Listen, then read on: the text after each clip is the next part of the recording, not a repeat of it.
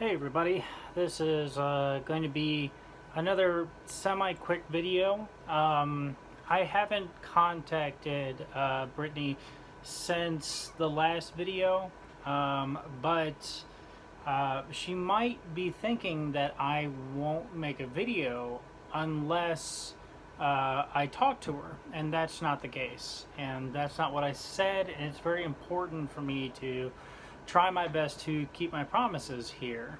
Um, One thing is that she always has that sort of throw out the baby with the bathwater mentality, where if she finds one little flaw, then she'll dig at it and pick at it, and nothing will get done. And it sort of reminds me of the way when if you have like a little brother or little sister or something like that, and you say, you're not as tall as me, and they'll say, yes, I am, and they'll like take the top of their head, and they'll kind of go like that to reach the top of your head and say like, look, it's the same, and they're clearly like looking up at you. So that's the sort of thing that it sort of reminds me of. I see that happen to a lot of people. It's kind of like a defense mechanism. I'm not sure whether or not it's classified as such. I think that defense mechanisms was probably a Sigmund Freud thing, psychology 101, but I can't retain 100% of what I learned in class, and all the different classes that I've taken, but and I'm certainly not an expert on the topic either. But it's sort of a defense mechanism, the way I think of it, where she's being accused of doing something that is societally seen as wrong. And so she'll throw out any little thing to help try to sort of defend who she wants other people to think that she is. And so she'll say, well, you did this thing, therefore 100% of everything that I've done was the correct thing to do. Because, you were late to that appointment once or something like that. If there's anything wrong with you. And it sort of goes in violation of a principle which is so old that it's in the Bible, which is, he who has not sinned cast the first stone. We have all sinned. So that doesn't really make anything right. There's no expert on planet Earth that would agree with that mindset of, hey, you did a bad thing once, therefore you deserved all of the other bad things to happen to you. All of this person's crimes are completely absolved because you didn't answer your phone that one time or something like that. That's not the way that anything goes in a court of law, in the medical establishment, or anything like that. But so I do want to sort of hold my promise as well. Anytime that I have time for it, then I'll try to make a vlog, and I'll try to make it as short and as small as possible.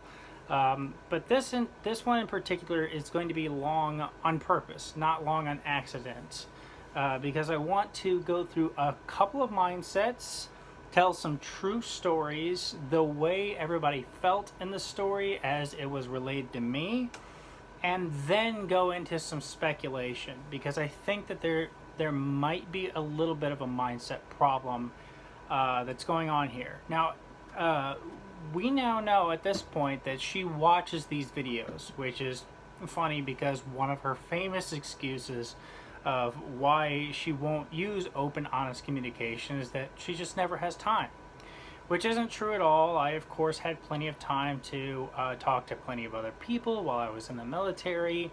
Her job isn't so strict schedule-wise, etc., etc. It's not true, basically.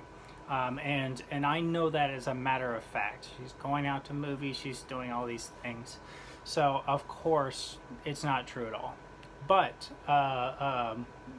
so we do know that she is watching these videos.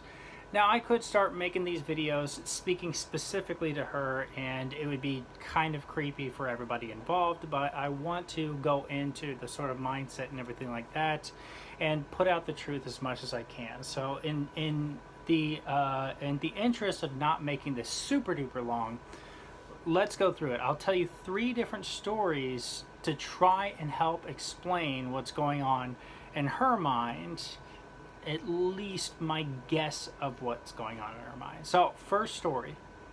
I know a person named Sandra, and I really only know one person named Sandra, so if you know her, then you probably know who I'm talking about. I could tell you her last name, but honestly I don't know it at the moment because she changes it literally more often than actors change roles. But Sandra had a really rough time growing up, and a lot of people in her position would have a rough time growing up. She has at least some semblance of a reason to complain. She has gone through one boyfriend after another after she had a kid at a very early age, and the father went off, never paid child support. She had to raise this kid on her own, and now she's been going from one boyfriend to the next, and nothing seems to catch. Nothing seems to be going on.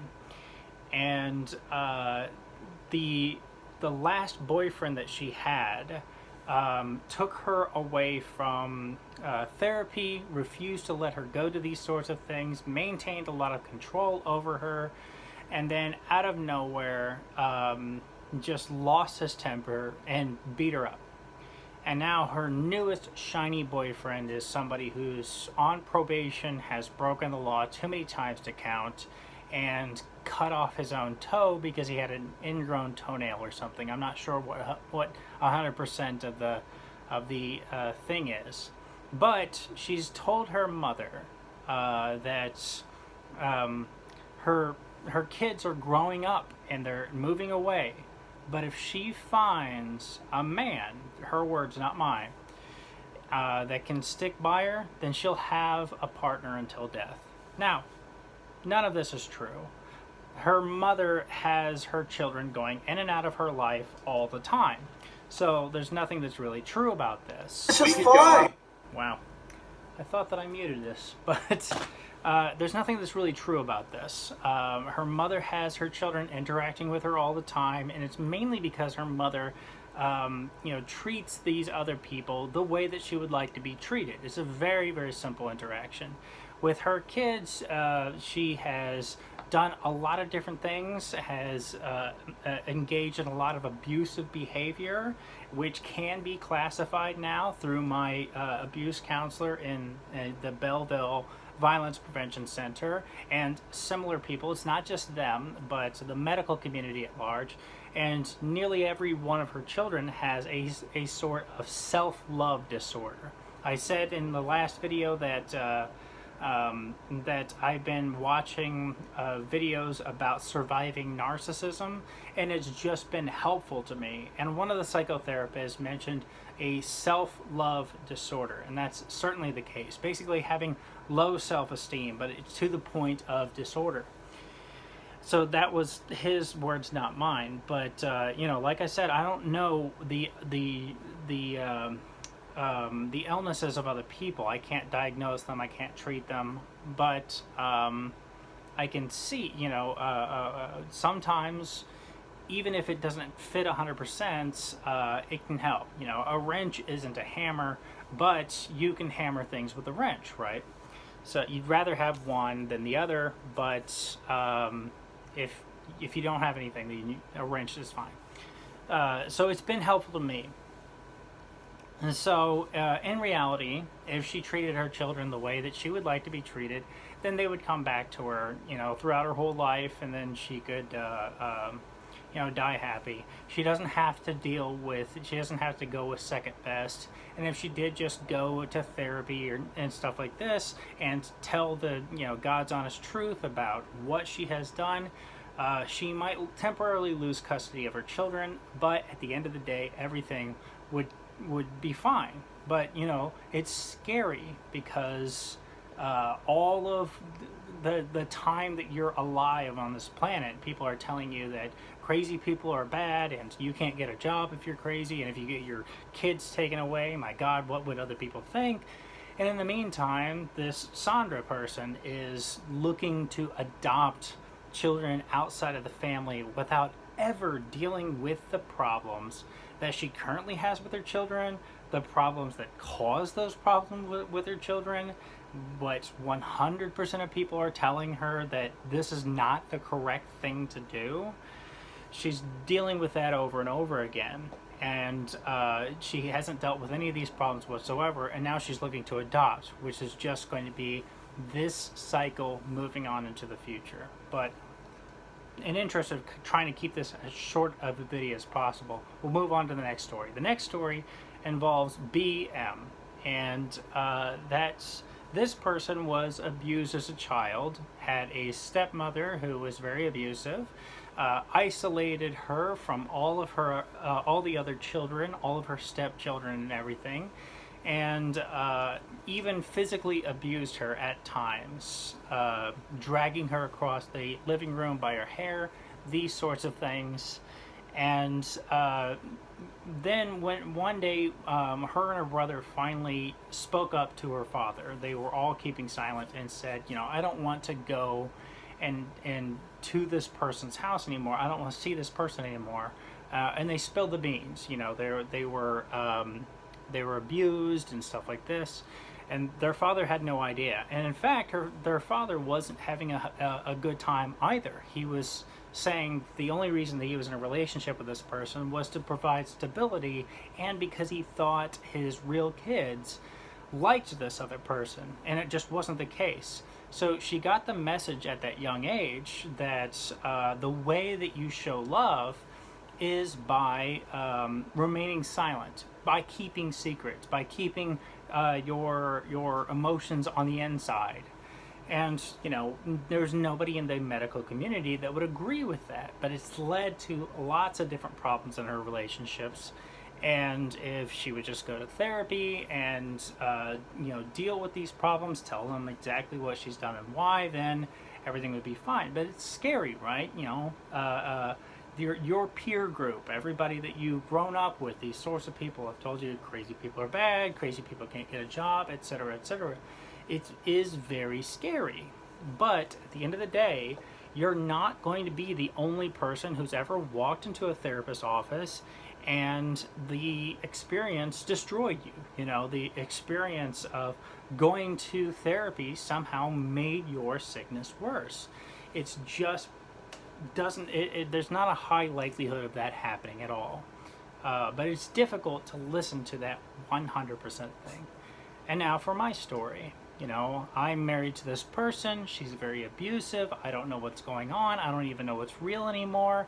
And suddenly one day she starts screaming like a lunatic and no reason. The next day her friends come over completely unannounced, pick her up, and all I know is that something has gone wrong. She has lied to me one more time. And what has happened, And so I called the most knowledgeable person psychologically that I could find, which was my aunt, who has a master's degree from Southern Illinois University, Edwardsville, in psychology. Now, she was a substance abuse counselor, but what she had said was that she can't help with my thing specifically. She said, this is a pattern that's going to happen in your life over and over again unless you get help. You have to break the cycle. You need to go to abuse counselors specifically. And that was news to me. I was like, I've seen a doctor, so whoever has the highest degree wins, in my mind at the time, right? I'm not the smartest guy. And she was like, no, you need to go to this specific expert. You have been abused before, you've been abused in relationships before, and this is a pattern that's going to repeat itself endlessly unless you break the cycle. And she was right. But whenever I first went to the emergency room and was interred at Jefferson Barracks, they said, congratulations, you're on the road to recovery. They said those words. And I didn't believe them at the time. So, but eventually the antidepressant medication and the hydroxyzine kicked in, and the therapy sessions started to undo a lot of these things, and eventually my life did get better. And it only took about 3 months or so before everything kicked in, and I started feeling significantly, orders of magnitude, better about my life. And ever since then, I haven't got into another relationship where things have been abusive. I've lost a couple of friends who didn't want to be around somebody with my illnesses and my particularities, I guess.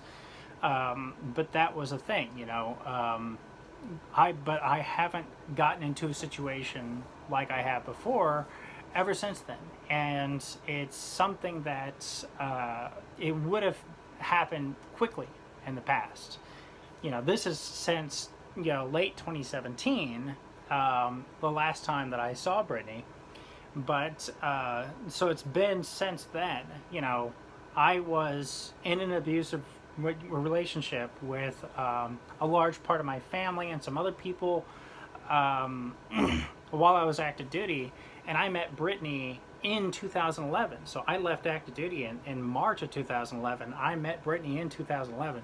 So this is a long streak of me, you know, having the defense mechanisms to defend myself, because I've had that year of therapy and training and everything, so I can deal with it.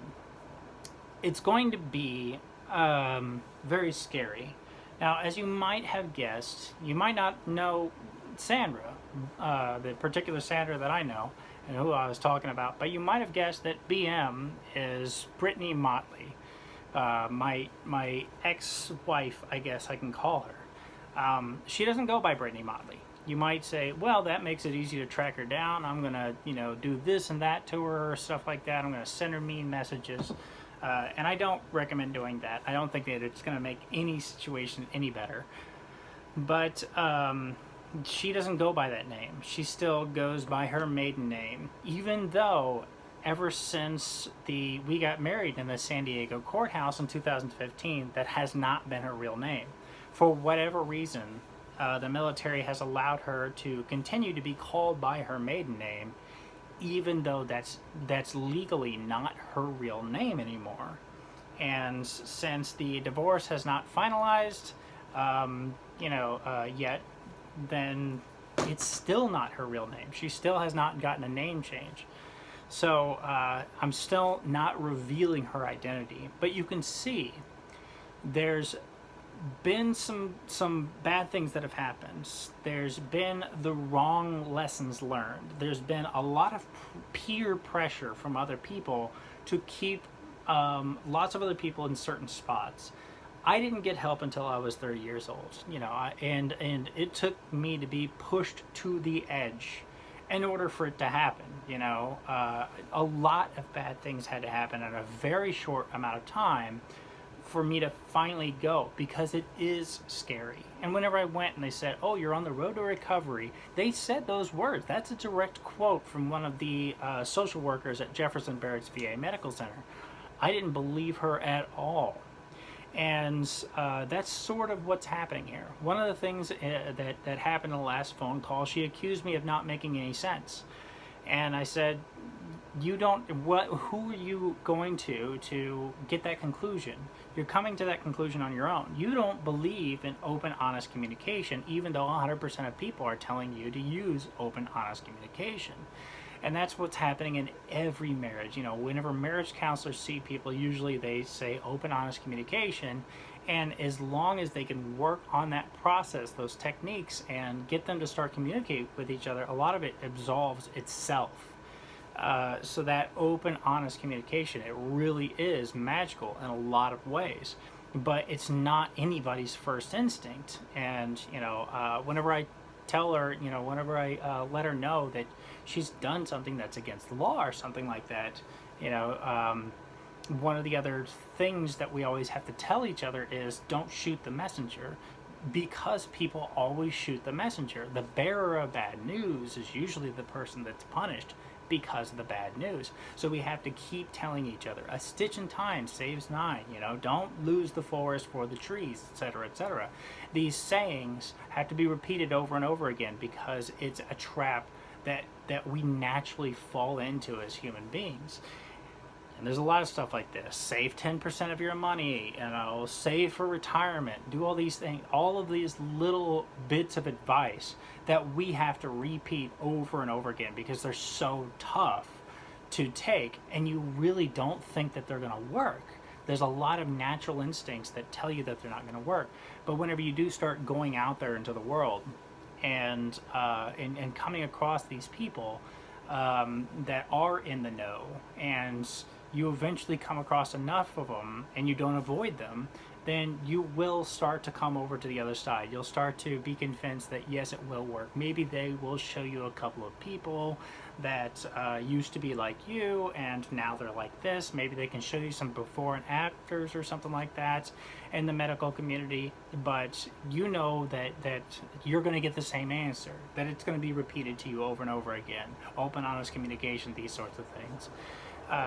But it's that's surface level knowledge. It's like you go into McDonald's or any fast food place, and it says this item has this number of calories. Does that deter anybody from buying that item?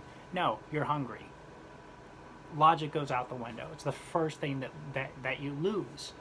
So it's sort of a process. Whenever you need to do something, you can't avoid it. You have to just keep sort of moving towards it little bits at a time, and eventually you can get convinced that it will work. Even though they're telling you it's going to work over and over and over again, and you got all these people telling you that it's going to work, you have to sort of be convinced that it's going to work. When it's something like that where like 100% of people are convincing you, yes, you should save, yes, you should save money, yes, you should, a stitch in time saves nine, don't lose the forest for the trees, don't shoot the messenger. These are all good, things, and just about 100% of the people that are in the know are telling you that these are the correct things to do. It's just tough to develop the strategy with yourself that works and work out all the kinks in the process. That was like part of the process behind The Biggest Loser. They eventually found that a lot of these eating habits were psychological in nature, and they had to start bringing psychologists, psychiatrists, and stuff on the show because it wasn't just that they were hungry and they ate too much. It wasn't that simple, and it's never that simple. But whenever like 100% of people are telling you that it's going to work, it's going to work. Last time that I talked to her, before the last video, right before the last video basically, the last time I talked to her, she had said that she doesn't think that she needs to go to medical. I don't think that that's the truth. I think that she knows that she needs to go to medical. After all, she does in fact have 100% proven that she has bad conduct disorder. That's a illness that needs to be treated.